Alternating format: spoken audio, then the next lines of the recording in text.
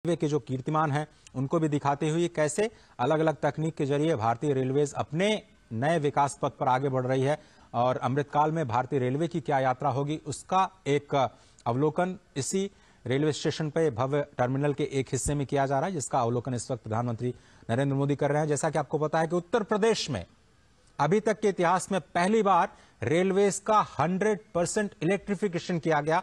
इन सभी कीर्तिमानों की जानकारी प्रधानमंत्री को दी जा रही है और कैसे नए कोचेस का निर्माण किया गया है। आपको याद होगा कि काशी जब भी जाते हैं प्रधानमंत्री नरेंद्र मोदी DLW जो डीजल लोकोमोटिव वर्कशॉप है वहां पर रुकते हैं। वो एक बहुत ही प्राचीन संस्थान है इंजन निर्माण का, जो कि स्वयं काशी की धरती पर विद्यमान है। रायबरेली का जो कोच फैक्ट्री है उससे भी आप परिचित होंगे, जिसको फिर से रिवाइव करने का प्रयास इस सरकार के दौरान किया गया और वहां बड़े पैमाने पर इन्वेस्टमेंट किया गया।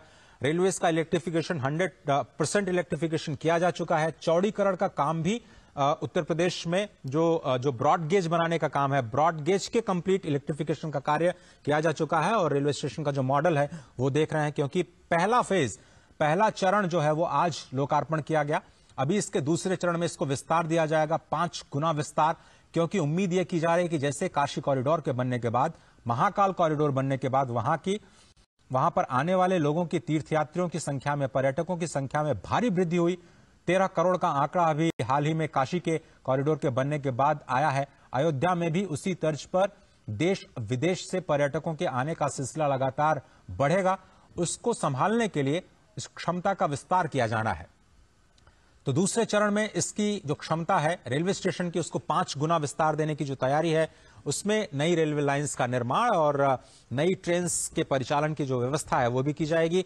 8 ट्रेन का आज लोकार्पण भी किया जाएगा हरी झंडी के जरिए।